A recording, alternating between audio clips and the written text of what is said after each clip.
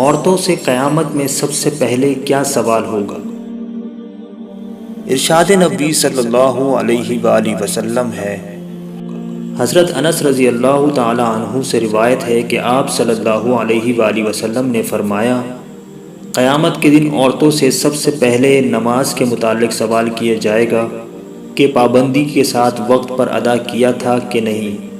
پھر شوہر کے متعلق سوال ہوگا کہ اس کے ساتھ کیسا برتاؤ کیا تھا۔ اس حدیث کے فائدے میں لکھتے ہیں، حشر کا میدان جو قلب و جگر کو پگھلا دینے والا ہوگا، اس میں عام مسلمانوں سے خواہ مرد ہو یا عورت سب سے پہلا سوال نماز کے متعلق ہوگا۔ قیامت کے دن جو جان کو پگھلا دینے والا ہوگا، اس دن سب سے پہلا حساب نماز کا ہوگا۔ حضرت انس رضی اللہ تعالی عنہ سے مروی ہے کہ آپ صلی اللہ علیہ وآلہ وسلم نے فرمایا، قیامت میں سب سے پہلے نماز کا حساب ہوگا، اگر یہ صحیح نکلا تو دوسرے اعمال بھی صحیح نکلیں گے، اگر اس میں گڑبڑ ہوئی تو دوسرے اعمال میں بھی گڑبڑ ہی ہوگی۔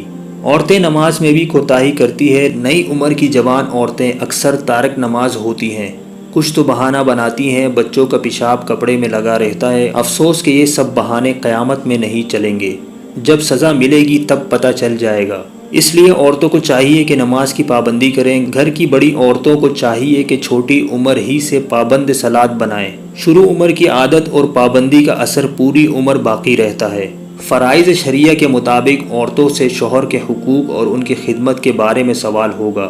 آج کل کے دور کی وہ عورتیں جو ملازمت کرتی ہیں، آفس دفتر وغیرہ میں کام کرتی ہیں، وہ شوہر کی خدمت میں کوتاہ ہوتی ہیں، حتیٰ کہ ایسی عورتوں سے کھانے تک کی سہولت نہیں ملتی۔ ایسی کوتاہی کل قیامت میں قابل گرفت ہوگی۔ اللہ پاک ہم سب کو اس حدیث کو سمجھنے کی اور عمل کرنے کی توفیق عطا فرمائے، آمین۔